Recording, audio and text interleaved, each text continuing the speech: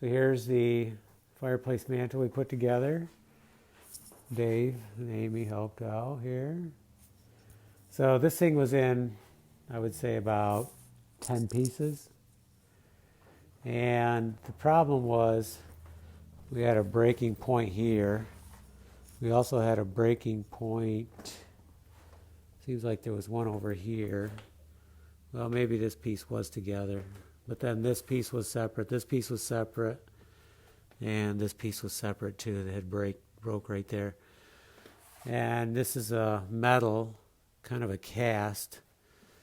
So the problem was where these went in, it had broke off. So to put support in, we put wood down here. Oh, it's pretty dark. Wood down through here, then wood across, then another layer down. And we crisscrossed them, so these corners we build up the corners so they're really strong. We had to drill from the front through, so you had to measure real carefully, get the front through, because otherwise it would break out, which we found on our second drilling right here. So we have to put in a little bit. Looks like that one can go in a little bit more. So I do have two pieces I can probably glue on here.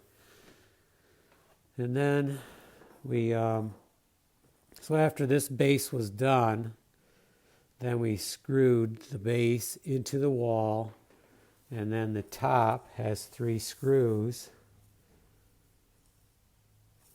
down into the wood.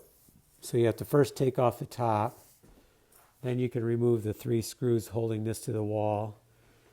Oh, and first you can, there's one screw holding the centerpiece in, but because there's no depth there, we couldn't go in deeper. And then there's 2 wires in the corner. Down here, you can untwist them, pull that out, and then the whole thing come out. It's several hundred pounds, probably about 300-400 pounds with everything on it, maybe more. But now I think it's ready for a thin coat of linseed oil, or not linseed, tung oil, something that'll harden, or the floor finish. So it's beautiful. Oh, and this stone is slate. So this is all slate. This is metal here, metal on the inside, but this is all slate and a slate top too. So we drilled it with a masonry drill. But it's a beautiful piece. There it is.